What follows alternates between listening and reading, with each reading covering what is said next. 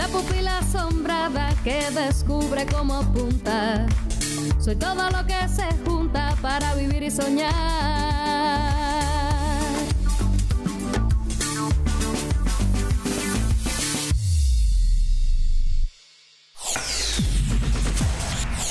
No porque hayas caído tu luz es menos alta. Un caballo de fuego sostiene tu escultura guerrillera entre el viento y las nubes de la sierra. No por callado eres silencio, sino porque te quemen, porque te disimulen bajo tierra, porque te escondan en cementerios, bosques, páramos, van a impedir que te encontremos. Che, comandante, amigo. Con sus dientes de júbilo Norteamérica ríe, mas de pronto revuelves en su lecho de dólares. Se le cuaja la risa en una máscara y tu gran cuerpo de metal sube, se disemina en las guerrillas como tábanos y tu ancho nombre herido por soldados ilumina la noche americana como una estrella súbita caída en medio de una orgía. Tú lo sabías, Guevara, pero no lo dijiste por modestia, por no hablar de ti mismo. Che, comandante, amigo.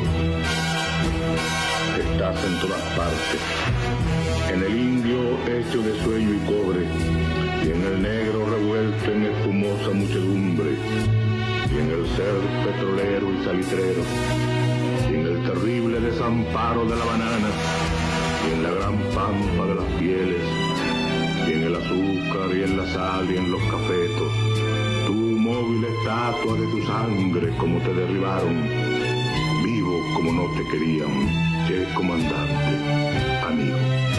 Cuba te sabe de memoria, rostro de barbas que clarean y marfil y aceituna en la piel de santo joven. Firme la voz que ordena sin mandar, que manda compañera, ordena amiga, tierna y dura de jefe camarada.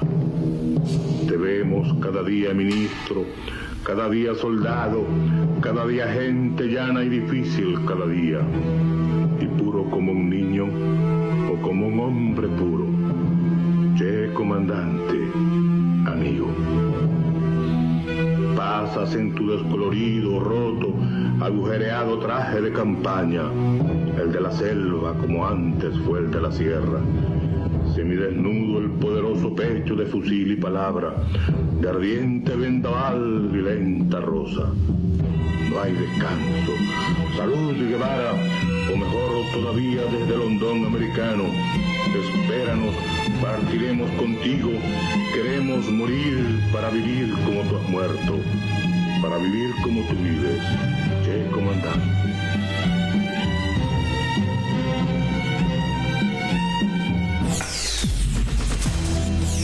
Yo sabía bien que ibas a volver de cualquier lugar, porque el dolor no ha matado la utopía.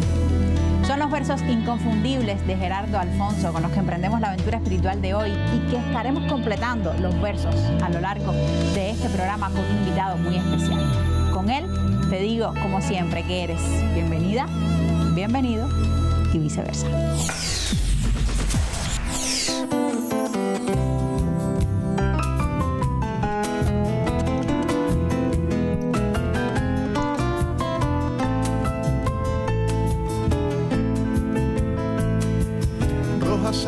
Que América alumbró, limpia baja de la higuera, la sangre de flor de escuela de tu voz, humana que muda en muerte más se alzó.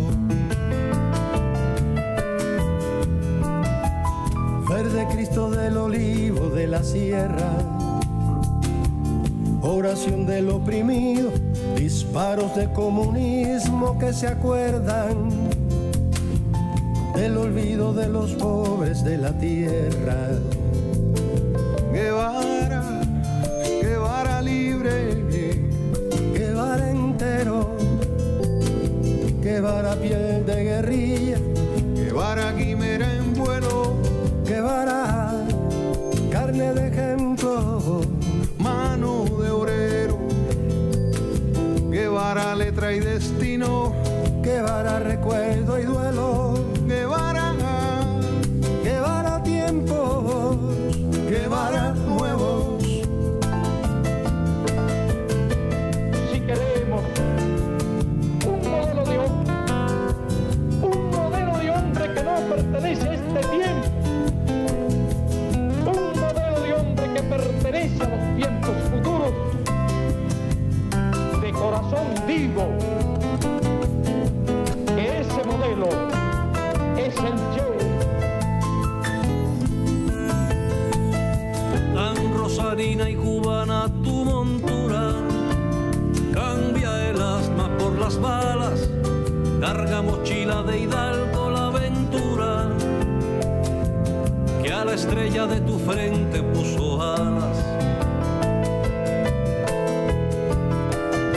Serénese que usted va a matar a un hombre, al asesino dijiste, la herida que pare sueños no se esconde, cuando agranda los cimientos de su estirpe.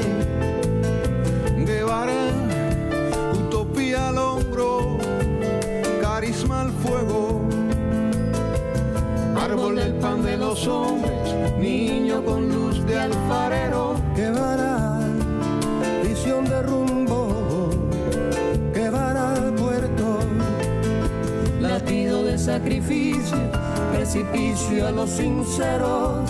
Guevara, Guevara tiempos, Guevara nuevos. Guevara, millón de rostros, rostros de pueblo. Gran Guevara de los Andes, que anima el crecer de un credo. Guevara, salud del mundo, Guevara eterno. Guevara, fe de justicia, Guevara futuro en juego, Guevara, Guevara tiempos, Guevara nuevos. Guevara, Guevara tiempos, Guevara nuevos.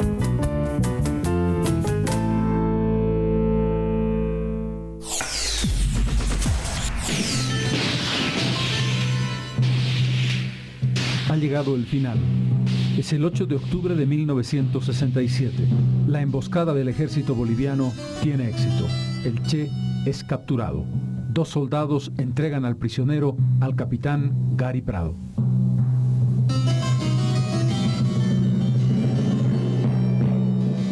Han caído muertos 5 guerrilleros y 4 soldados. El Che y otro guerrillero, Willy, son llevados a la escuela de la Higuera.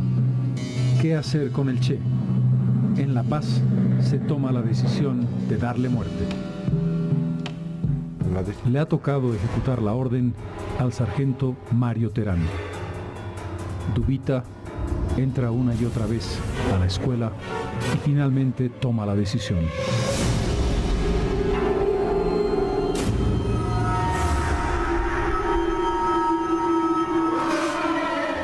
El Che solo pronuncia una frase.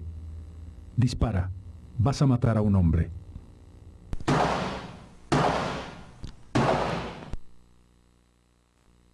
Primero cortarle las manos para que queden estas en formol y se pueda obtener posteriormente las huellas digitales. Y el cuerpo incinerarlo, para que no quedara como un sitio de peregrinaje, que no hubiera un lugar que marque la tumba. Esa fue la instrucción que se recibió. Pero el cuerpo no fue incinerado.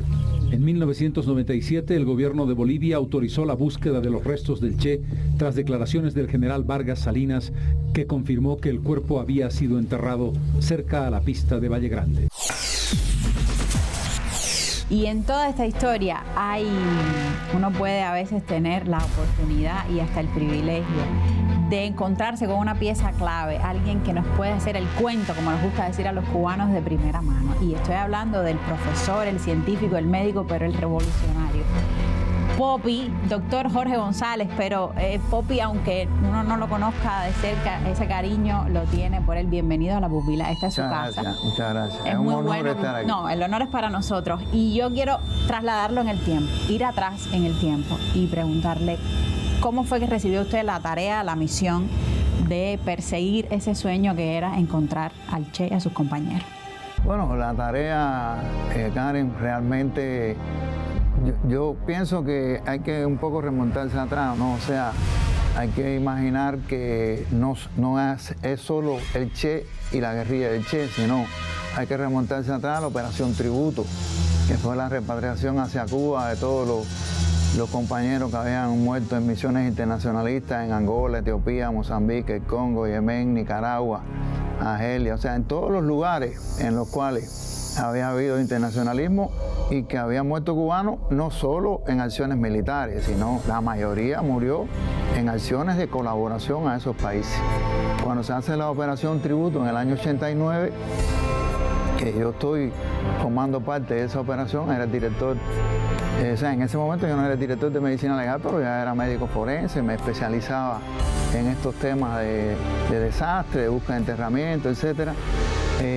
Nosotros sabíamos que había quedado pendiente el grupo de Che. O sea, sabíamos que en la Operación Tributo, que era traer a todos los internacionalistas a Cuba, ese grupo quedó pendiente. Y bueno, año 89, pasó el tiempo y pasó, hasta que en el año 95, en noviembre de 1995, sale una noticia. ¿Qué pasa en esa fecha que vuelve a poner el foco en estos temas? En el año 95, noviembre del 95, a finales de noviembre del 95, hay un programa que se llama Haciendo Radio en Cuba, Radio Rebelde, da la noticia por la mañana de que se había declarado por un general retirado boliviano, Vargas Salinas, que los restos de Che se encontraban enterrados en la pista aérea de Valle Grande en Bolivia, y eso es un boom de la noticia. Pero aquí hay que ver entonces lo que es la manipulación de la información. O sea, eso que Vargas Salinas declara en el año 95, que se lo declara primero a un periodista norteamericano, John Lynn Alderson, y después lo declara a un periodista boliviano, y se publica en Bolivia primero, y entonces como contraparte de lo que se publica en Bolivia, este norteamericano se siente en el derecho de publicar lo que él había escrito para un libro que iba a publicar, pero entonces lo quiere convertir en noticia para darle inmediatez, y también lo publica en Estados Unidos y sale en el New York Times. Entonces, al salir en el New York Times se convierte en una noticia de un rebote internacional que trae como consecuencia que lo que ya no era noticia, porque este Vargas Salinas había publicado un libro en el año 87, en el 20 aniversario de los acontecimientos de Bolivia. Sin embargo, publica un libro que tiene 1000 ejemplares, no tiene una pegada, cosa trascendencia. Una cosa que es casi local, que se lo dio a sus amigos. Era una noticia que era importante, sin embargo no es noticia, pero cuando se publica en el New York Times, entonces ya tiene un rebote en el mundo, ya tiene un alcance internacional, y entonces en esas condiciones es que sale la noticia. Y la noticia, por supuesto, llega a Cuba, llega a nuestra embajada en Bolivia, y yo la escucho como un cubano más. Llego por la mañana a hacer la entrega de guardia en el Instituto de Medicina Legal, todos comentamos sobre este asunto, y bueno, terminó la entrega de guardia. Y entonces me dice mi secretaria, te llama el ministro de Salud Pública. Yo no estaba acostumbrado a que me llamara el ministro de Salud Pública. Y entonces cuando salgo del teléfono me da una indicación y me dice que es necesario que me ponga en contacto con una persona. Y entonces me crea toda una atmósfera, no me quiere decir nada por teléfono porque me dice que es algo que está limitada la información, aunque era pública desde el punto de vista que ya estaba la noticia, ¿no?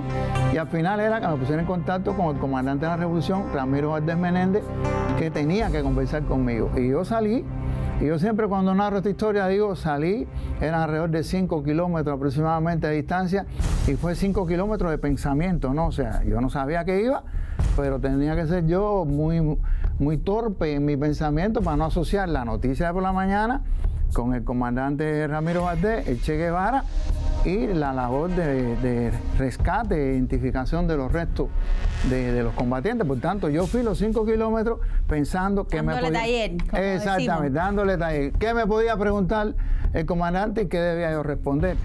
Bueno, llegamos ahí a su oficina, no fue una entrada inmediata, por supuesto, espérate un momentico, eso te va dando más ansiedad, hasta que logré entrar a su oficina y allí es que el comandante me da la tarea. O sea, ahí el comandante me dice, bueno, primero yo siempre digo, él me preguntó, ¿tú estás al tanto de la situación? Y ahí yo me puse un poco en crisis, porque si le digo que estoy al tanto de la situación, él va a imaginar que yo sé todo lo que él sabe y yo no voy a saber todo lo que él sabe. Si le digo que no estoy al tanto de la situación, va a decir que yo ni siquiera sé lo que está pasando en Cuba y en el mundo. Por tanto, yo lo que le dije fue, cuando él me dijo, ¿estás al tanto de la situación? Yo le dije, bueno no era ni sí ni no. Y entonces, como yo sabía que él estaba ansioso, él ahí entonces me dijo, no, porque entonces tenemos una información de la embajada nuestra en Bolivia, y ahí me dijo todo lo que yo había oído en el radio y otras cosas que ya yo no había oído en el radio, porque eran conversaciones personales con nuestra embajadora, información que ya se tenía de otros compañeros que tenían conocimiento del hecho, y por tanto, ahí es que yo conozco que existe ya la posibilidad de viajar a Bolivia para hacer este proceso de búsqueda.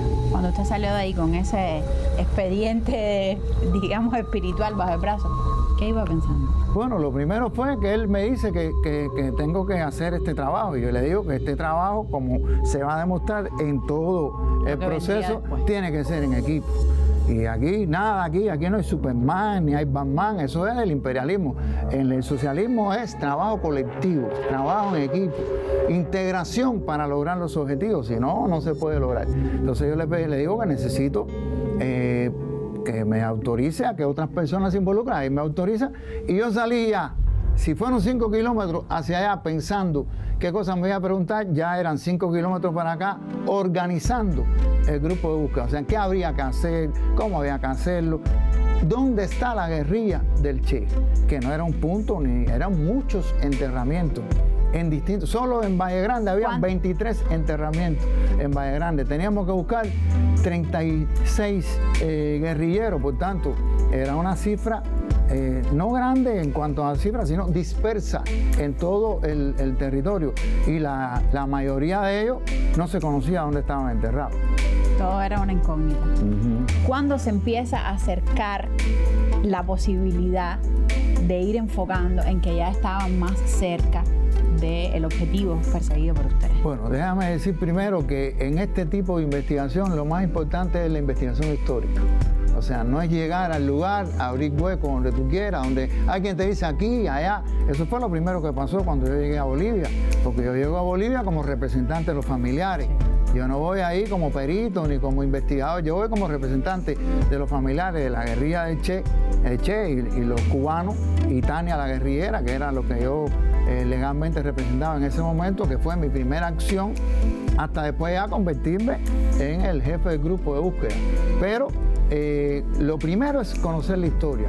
¿Qué pasó? Que el grupo argentino, que es el que es convocado inicialmente a hacer el proceso de búsqueda, no tenían la investigación histórica. En Cuba había una investigación histórica sólida, hecha por distintas instituciones, o sea, tanto lo había trabajado el Comité Central, o sea, el Departamento de América, el Comité Central, lo habían trabajado también los compañeros del Ministerio del Interior, también lo habían trabajado, sobre todo, lo que todos conocemos de esos libros tan detallados que han sido publicados por Froilán y Adis Cupul, o sea, Froilán González y Adis Cupul, que estuvieron en Bolivia 4 años trabajando y ahí haciendo una investigación de terreno, que es la que verdaderamente te da el fruto, o sea, estar en el terreno. Y sobre la base de esa investigación, nosotros pudimos tener la referencia de esa investigación. Cuando, antes de yo salir, que tengo un encuentro con Adi y con Froilán en su casa, que tengo encuentro con distintos compañeros que habían estado vinculados con todos estos procesos, que visitamos museos, instituciones, etcétera, que tenían información de los guerrilleros, porque de nada era ir a buscar un entierro si tú no sabes a quién tú estás buscando. ¿Qué pistas puedes tener para ese? No solo la pista del entierro, sino saber a quién tú estás buscando, o sea, qué edad tenía, el sexo, que por supuesto, excepto Tania, todos eran hombres, pero tenía que tener una aproximación de la estatura y los elementos de lo que se llama la tetralogía identificativa, que es edad, sexo, raza y estatura. Esos 4 elementos básicos había que buscarlos, pero después teníamos que buscar la información dental, de quién se tenía información de radiografías dentales, trabajos dentales, de quién teníamos radiografías de fracturas anteriores, luxaciones, etcétera. O sea, lesiones. La historia de esos individuos que pudieran permanecer 30 años después o 28 años en ese momento, 28 años después.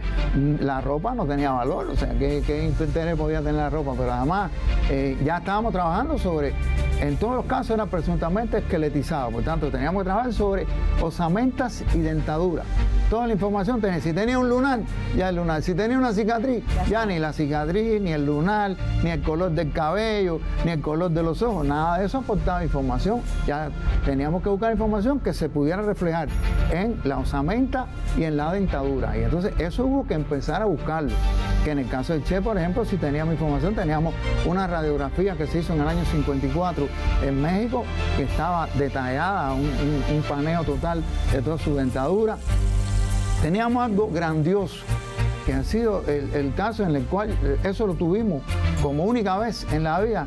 Yo trabajé con el molde de la dentadura, o sea, tener el molde de la dentadura del Che, que nos permitía hacer una identificación al momento sin tener que llegar a gran complejidad. Porque todo el mundo dice, bueno, el ADN, sí, el ADN ahora, pero antes no había ADN, se había que identificar. Y puede haber una identidad absoluta sin que haya ADN, lo cual no quiere decir que en este caso no lo utilizamos, pero era trabajar sobre la base de conformar un expediente de identificación que cuando nosotros llegáramos a Bolivia, ese expediente pudiera tener la solidez para que en cualquier circunstancia nosotros lograr eso. Y eso lo pudimos trabajar durante una semana aproximadamente. En una semana tuvimos que conformar. Por eso yo digo que los yanquis no fueron con nosotros, porque nosotros en una semana hicimos lo que no se había hecho en 28 años. O sea, eso vuelve loco el imperialismo, porque los únicos que somos capaces de hacerle en una semana lo que no hemos hecho en 28 años somos nosotros. Y eso fue lo que se hizo, o sea, buscar toda la información, entrevistar a todas las personas, buscar todos los datos que se tenían, las fotografías. Habían bolivianos que no tenían fotos, que no se habían hecho fotos nunca en la vida, que lo que había era un dibujo de Ciro Busto y que había la referencia de las personas que te decían cómo eran. Entonces tú no podías trabajar sobre una foto, tenías que trabajar sobre otros elementos de identidad, como podía ser la forma de la nariz, que fue uno de los casos. La forma de la nariz fue determinante para discriminar en un entierro si podía ser o no podía ser a quien estábamos buscando. Yo le hacía la pregunta, profe, con toda esa información, como usted dice, recopilada en tiempo récord, ¿cuándo es el momento que sienten que eso está ya próximo a poder ser cotejado con todo lo que ustedes llevaban? ¿Qué está pasando ahí en el terreno? Bueno, ahí cómo lo organizamos, fue hacer primero la investigación histórica que traíamos de Cuba, había que verificarla en el terreno, o sea, a ver si de verdad eso era así. Entonces hubo que organizar. La metodología de la investigación era, partiendo de una investigación histórica, entonces conformar cuál era la inspección de las posibles áreas de búsqueda para entonces establecer las prioridades. Nosotros salimos de Cuba con 13 destinos posibles del entierro de Che. Después, 2 años de investigación histórica, después de entrevistar a más de 1000 personas, después de haber visitado lugares, haber buscado todos los periódicos que se publicaron en la época, todos los documentales que pudimos recuperar de la época, todos los libros que se habían dedicado a eso, todos los informes militares que tuvimos posibilidad de conseguir, toda la información, todos los mapas, todo. Después de todo eso, llegamos a tener 88 versiones con relación al destino de los restos de Che. Por tanto, de 13, 2 años después, cuando tú suponías que de 13 te iba a quedar con 3, de 13 se convirtieron en 88 versiones. Pero ¿cuál fue la magia de lograr el hallazgo? Como decía primero, la integración de un equipo multidisciplinario.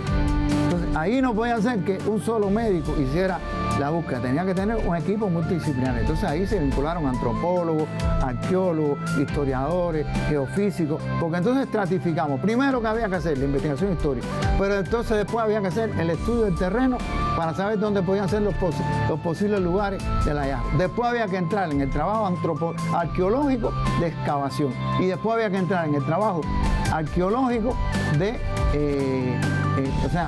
antropológico de lograr la identificación. Lo que hicimos fue organizar el equipo por etapas, una primera etapa histórica, una segunda etapa de estudios del suelo, del terreno donde íbamos a trabajar, y una tercera etapa ya de excavación e identificación, que era la última. Pero como es lógico, esto no se pudo hacer en ese orden.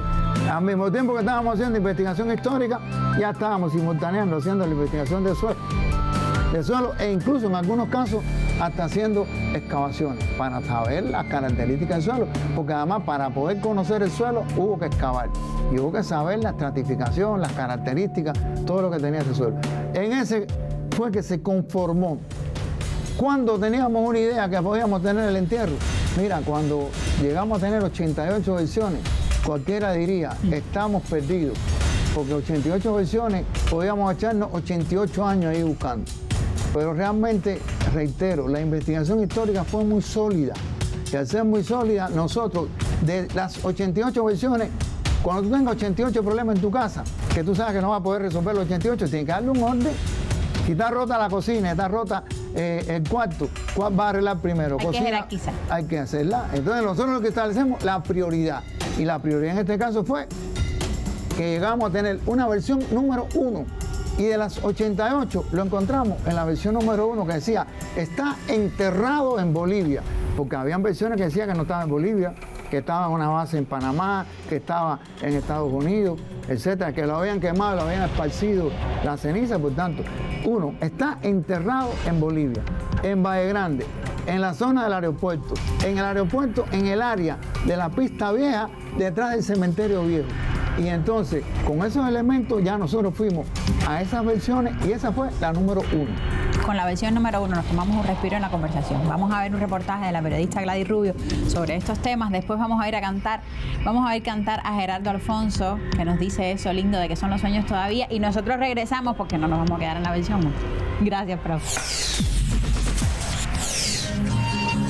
Casi 600 días de trabajo precedieron al hallazgo de los restos del Che en Valle Grande, Bolivia. Altas y bajas temperaturas enfrentaron los especialistas cubanos durante la búsqueda de los restos de los 7 guerrilleros. Cuando empezamos, buscar una aguja, un pajar es una denominación pequeña con relación a lo que realmente hubo que hacer acá. Pero realmente el objetivo era de una magnitud tal que la motivación iba por encima de cualquier problema que se presentara. Y por eso había que ser perseverante. El grupo de especialistas estuvo integrado por un antropólogo forense, un arqueólogo, 3 geofísicos, una historiadora y un especialista en medicina legal. Y por etapas, 3 expertos argentinos. En Valle Grande, más de 200 fosas fueron abiertas y además de la pista, numerosas áreas estudiadas. A encontrar la zona de enterramiento contribuyeron las declaraciones que hiciera en 1995 el general boliviano retirado Vargas Salinas a un periodista norteamericano del diario The New York Times. Vargas Salinas combatió en el 67 la guerrilla que comandara el Che y dirigió su sepultura secreta. Tenía el triste apodo del Tigre de Masicuri. Largas jornadas realizaría el grupo de expertos para exhumar los restos de los guerrilleros. Una fosa que no abandonaron hasta que el 5 de julio los restos de los 7 combatientes fueron trasladados a la morgue del hospital japonés en Santa Cruz de la Sierra para el proceso de identificación. De día y de noche en las afueras del hospital permanecía el pueblo. Nunca perseguir la gloria y dejar en la memoria de los hombres mi canción.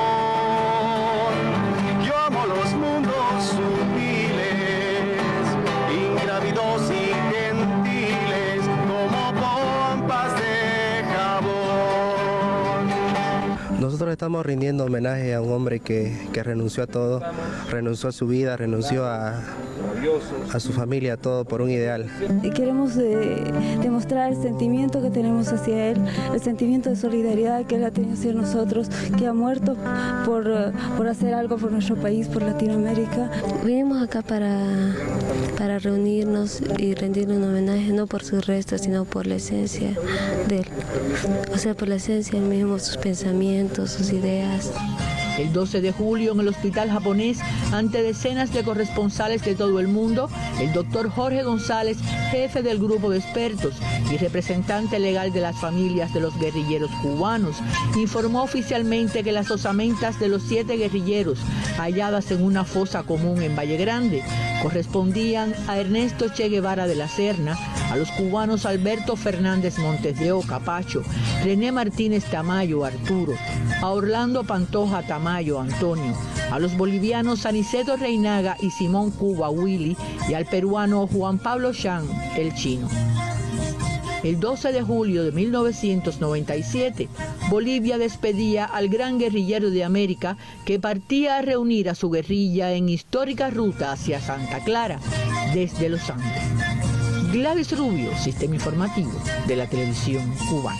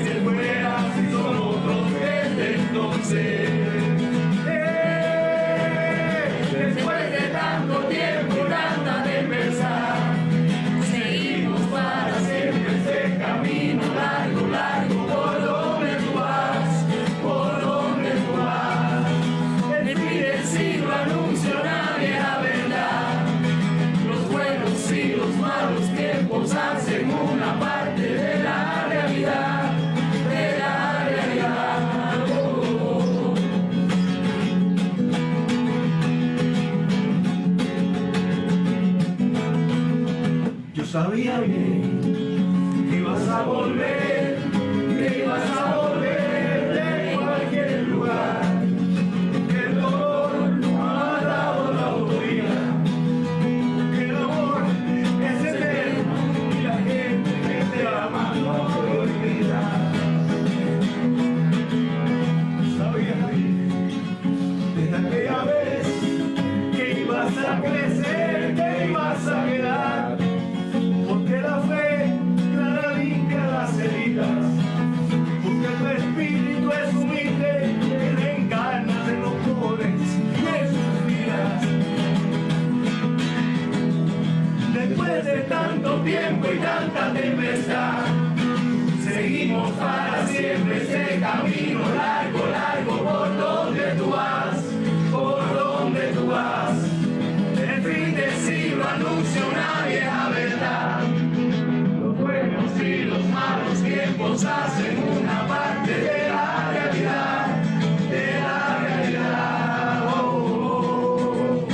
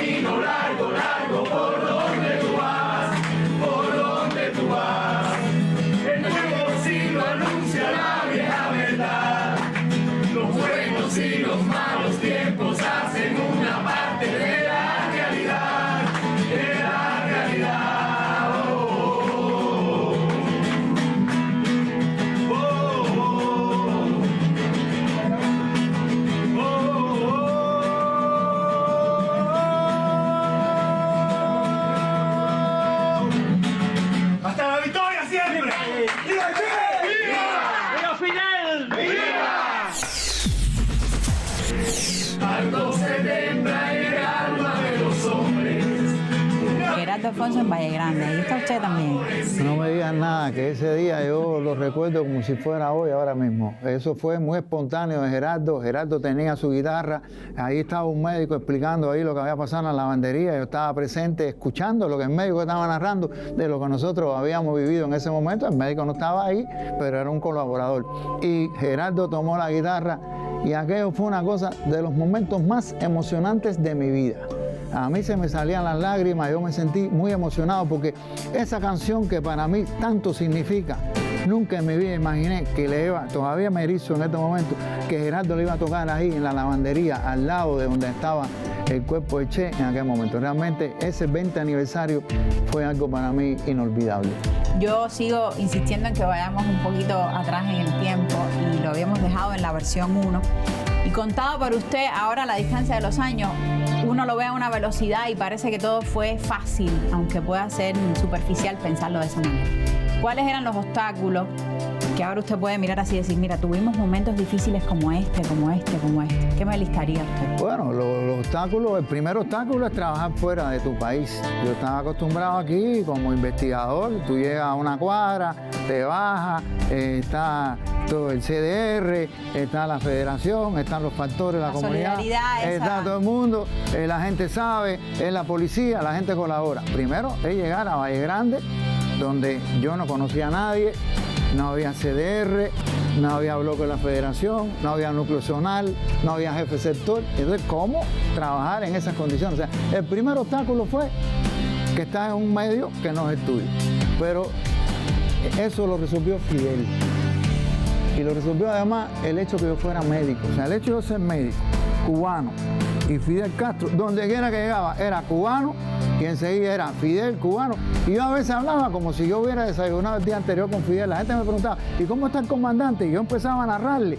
Y cualquiera que me escuchaba creía que yo todos los días desayunaba con el comandante. Pero era que era la forma en que yo lograba, en que aquellas personas que me estaban conociendo en Valle Grande sintieran una identidad, ¿no? Porque le hablaba del comandante, le hablaba de Cuba, le hablaba de la carrera de medicina. Tenía la ventaja que allí en Valle Grande habían personas que habían estudiado en Cuba, o sea que Cuba le había dado beca, uno de los médicos ahí, que ya no estaba en Valle Grande, pero me sirvió de un puente importante, estudió en Cuba, se formó en Cuba, y así, o sea, fue, el primer obstáculo fue lograr una relación. Al principio yo estaba ahí y era un extraño, ya yo formaba parte del equipo.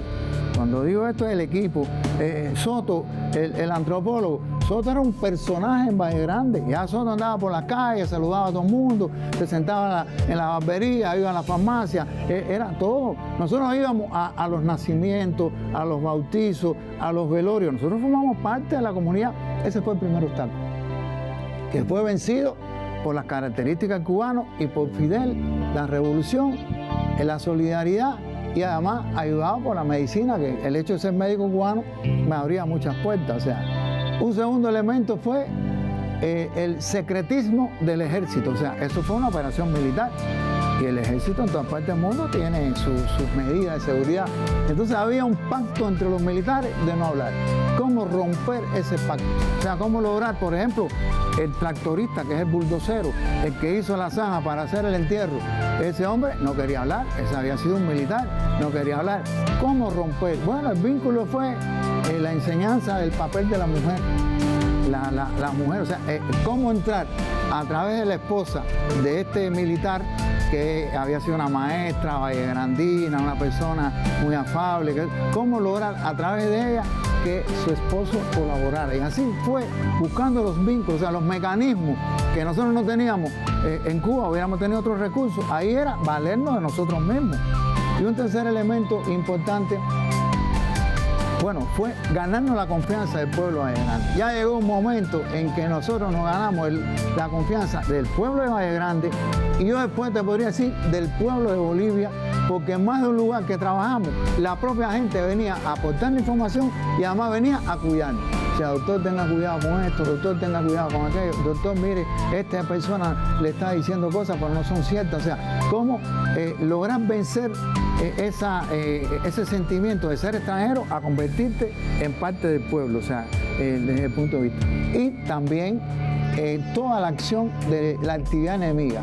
ahí hubo actividad enemiga contra nosotros desde el punto de vista de acciones, incluso de los propios contrarrevolucionarios de Miami, de viajar. Ahí viajaron a Valle Grande. Félix Rodríguez estuvo allí en Valle Grande, estando nosotros ahí. Él fue a tratar, haciendo un documental para la televisión norteamericana, pero tratando de hacer ver que aquello era de otra manera. E incluso Villoldo, que también estaba ahí, Gustavo Villoldo, que estuvo allí también, y que pretendía de que él era el que iba a decir dónde se encontraba. Ya eso fue al final, cuando ya estábamos ya en los momentos cumbre, entonces aparecer el Salvador Villoldo, decir que él iba a decir y mandarle una carta a la hija del Che, mandarle una carta al presidente de Bolivia, diciendo que él iba a decir dónde estaba el entierro. No, el entierro lo íbamos a encontrar nosotros. Él no tenía que decirlo. Eso es lo que hizo, fue incrementar la adrenalina en nosotros para que el pensamiento fuera mucho más rápido y tener cómo lograr concretar lo que nosotros teníamos como meta. ¿Y eso cuándo se concreta? Yo quiero que usted se traslade a ese momento, vuelva a ese momento donde dijeron, con ese momento ayúdenos a revivirlo. Nosotros llegamos a establecer como área de búsqueda 80 hectáreas, que son 80 manzanas, en Valle Grande, vinculados al cementerio y al aeropuerto. De esas 80 manzanas, las fuimos estratificando hasta que llegamos a tener una manzana, 10.000 metros cuadrados, una manzana. En esta manzana está el entierro, y el entierro es en un área menos que el área de un baño normal, de una casa pequeña. O sea, que estábamos hablando de unos 12 metros cuadrados, y sin embargo estábamos hablando de una manzana. O sea, ¿cómo logramos entonces llevarlo a unos 10.000 metros cuadrados? Y eso lo establecimos en unos 75 metros cuadrados. O sea, nosotros le llegamos a tener los 75 metros cuadrados. Entonces, ahí ya teníamos que aplicar todas las técnicas. Ya nosotros estábamos convencidos que el entierro estaba ahí. ¿Por qué? Porque nosotros no teníamos detector de huesos, eso no existe, pero sí teníamos un estudio geofísico importante que determinaba que en ese lugar se había abierto una zanja. Eso requería una rampa de recorrido entre 10 y 15 metros aproximadamente, y eso fue identificado por los geofísicos.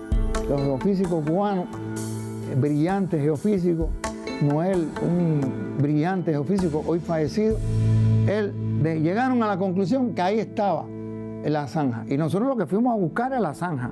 Y ya ese día nosotros teníamos que comenzar a trabajar la zanja. Comenzamos a trabajar la zanja el día 26. O sea, el 26 fue que nos dan la información. Establecimos la estrategia. El 27 de junio de 1997, nosotros comenzamos a trabajar la zanja. ¿Por dónde tú vas a trabajar una zanja? Por el medio, si tenía 10 metros, para acá, o sea, empezamos a trabajarla al medio. Y hicimos, el 26, perdón, hicimos la excavación al medio. El 27, por un problema político, no encontramos el entierro el 27. Porque cuando me dicen los bolivianos que trabajan conmigo, doctor, ¿a dónde acabamos? ¿A la derecha o a la izquierda? Yo siempre que me den a escoger entre la derecha y la izquierda, me voy para la izquierda. Y por tanto, el 26 fue al centro, el 27 fue a la izquierda, el 28 tocaba por plantilla encontrar el entierro. Y entonces, increíblemente, el 27 por la noche se apareció el jefe de la Seguridad del Estado del Ministerio de Gobierno de Bolivia a meternos un pie hasta aquí, a decirnos que la decisión del Gobierno de Bolivia era que ya nosotros teníamos que terminar la búsqueda, que ellos nos habían dado 10 días, los 10 días se cumplían el sábado, y que por tanto ya ese era el último día de la búsqueda. Y al día siguiente era viernes, o sea, nos quedaban 2 días. Por tanto, nosotros al día siguiente era la excavación de la derecha. Nosotros no cambiamos el plan. Dijimos, eso es lo que toca y eso es lo que vamos a hacer. Vamos a seguir buscando por si acaso. Y al día siguiente comenzamos la excavación. Nadie durmió, del equipo de búsqueda nadie durmió. Todos empezaron, todos los geofísicos trabajando para buscar más áreas de búsqueda. Nosotros creando las condiciones para trabajar al día siguiente, pero ahí metimos una variante. Estábamos cavando a pico y pala. Si nos quedaban 2 días, había que explotar todo a más velocidad. Entonces ahí fue ir a contratar una retroexcavadora que estaba haciendo el alcantarillado de Valle Grande, las cosas de la vida, ¿no? La retroexcavadora estaba haciendo el alcantarillado, y fuimos ahí a negociar con los que trabajaban en la retroexcavadora, como el sábado yo no trabajaba, para que hicieran un trabajo con nosotros. No era voluntario, era pagándole. Y entonces hicimos una acción de contrata de esa retroexcavadora, y al día siguiente fue que excavamos y empezamos a las 6 de la mañana a excavar. Y ahí empezar la excavación, que se demoró más en quitar la tierra para entrar la máquina que comenzar la excavación con la máquina. Y ahí empezó la excavación. Y a las 9 de la mañana del día 28 de junio de 1997, cuando estábamos ya cavando, habíamos decidido cavar hasta 150 centímetros. Soto y yo estábamos en la excavación, Roberto, el arqueólogo, va a buscar el abrigo porque había un frío insoportable. Y se perdió el momento histórico por buscar el abrigo. En ese momento está la máquina excavando. Habíamos quedado 150 centímetros, estamos en el terreno y 150 no aparece, claro, 50 centímetros no es demasiado. Entonces ahí tomamos la decisión Soto y yo, Soto, le metemos 10 centímetros más, 10 centímetros más, se raspó. Ya estábamos ya a 160 centímetros. La excavación, la primera osamenta estaba a 167 centímetros. Faltaban 7 centímetros para llegar a ella. Nosotros no lo sabíamos. Bueno, vamos a llevarlo al máximo. 30 centímetros es lo que vamos a dejar. Vamos a meterle más. Y se le mete los 10 centímetros más. Y cuando está pasando la máquina, que tenía unas pezuñas, yo estoy parado en la fosa mirando hacia donde excava la máquina y Soto está mirando arriba donde la máquina suelta la tierra para ver si cae algún objeto. Y cuando la máquina raspa, yo inmediatamente digo, para. Y hay un grito, para. Digo, Soto, allí. Por supuesto, ¿qué cosa hay? Ahora yo me doy cuenta que allí no es nada. Además, yo no sé por qué yo no me movía, si yo podía bajar, mover ahí, escapar. Pero hay que vivir el momento. Yo estoy allí, aquello, veo la osamenta, en un instante la tierra la tapa y yo lo que le digo a Soto, baja, allí. Y entonces Soto va. Yo estoy mirando, digo, un radio que es un hueso de aquí del antebrazo, que los médicos decimos, esta es la antena, por tanto el radio va para afuera. Y entonces, pero aquí está al lado el cúbito. Y entonces yo estoy mirando con visión tubular dónde está la osamenta y yo veo que Soto entra, baja, pero yo no veo la mano de Soto y de pronto Soto me dice, un cúbito. A esa hora empezamos a discutir de anatomía, le digo, oye, que es un radio, oye, que es un cúbito. Hasta que yo me doy cuenta, cúbito y radio, un antebrazo. Hemos encontrado un antebrazo, por tanto, ahí es que yo me doy cuenta que yo me puedo mover y me acerco y entonces ya es el momento cumbre del entierro a las 9 de la mañana del 9º día de excavación en la fosa número 9 del 28 de junio de 1997. Han pasado casi 25 años. Casi 25 años. Casi 25 años. Y usted nos lo ha contado como si estuviera viendo la película ahí delante de sus ojos y esos 25 años no hubieran pasado. No. Es una emoción infinita. Es algo que es irrepetible, ¿no? Porque son procesos que se vive esa única vez. No hay dos posibilidades de encontrar el mismo hallazgo. Entonces, es algo que era muy emocionante porque además nosotros llevábamos casi 2 años en el proceso de la búsqueda. Fuimos por 21 días y ya llevamos casi 2 años. Ya habíamos tenido otros hallazgos, o sea, este no era el primer hallazgo.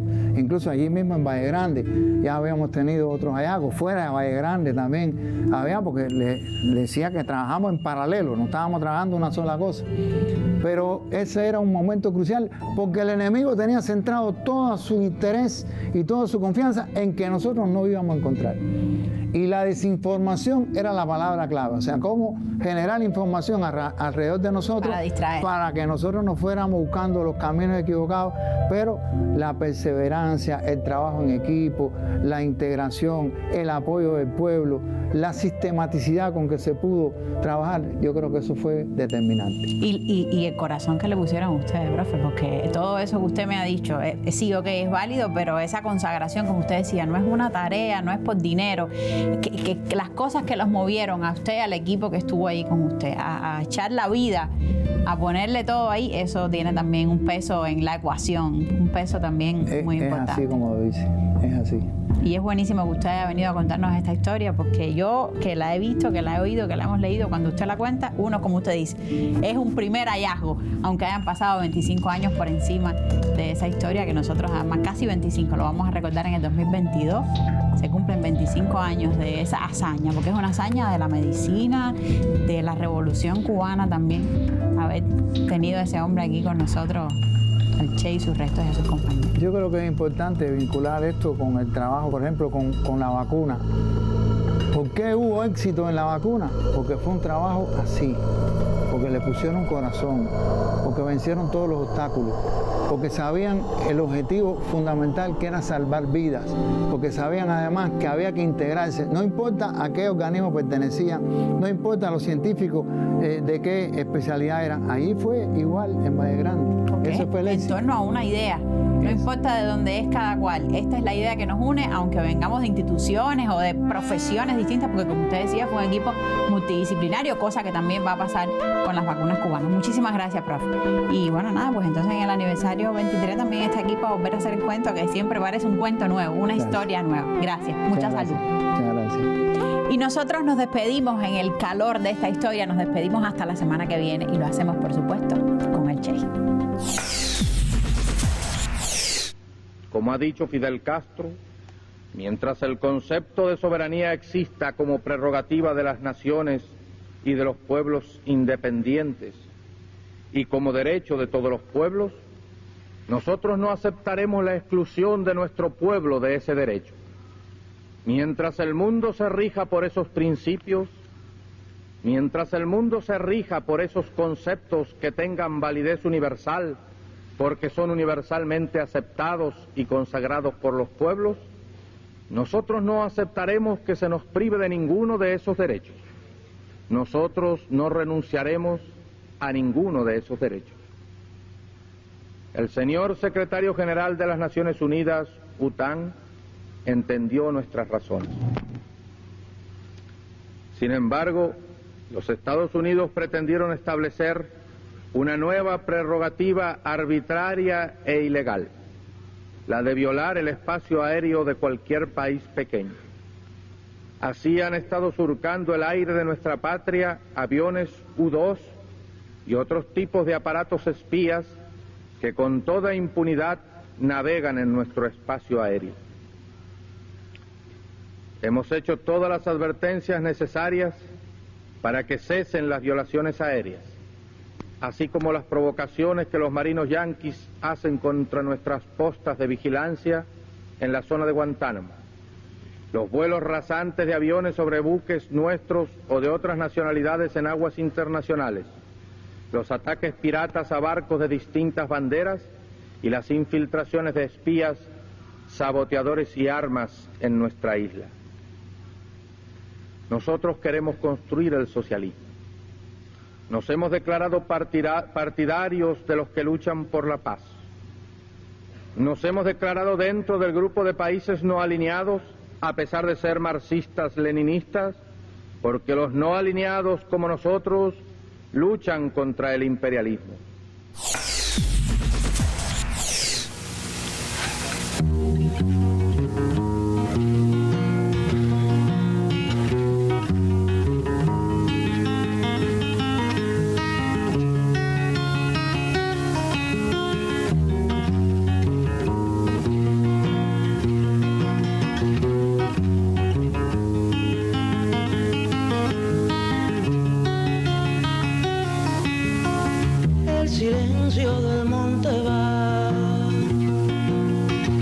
preparando un adiós,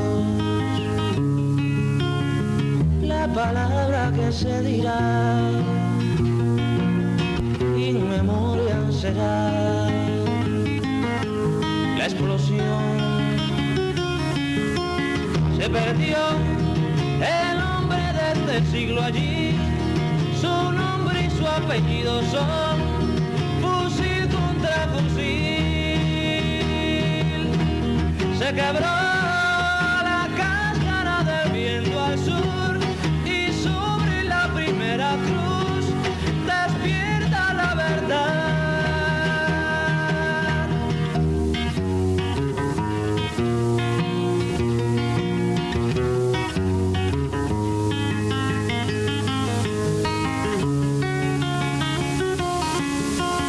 Todo el mundo tercero va su dolor, con granizo de plomo hará su agujero de honor, su canción dejarán el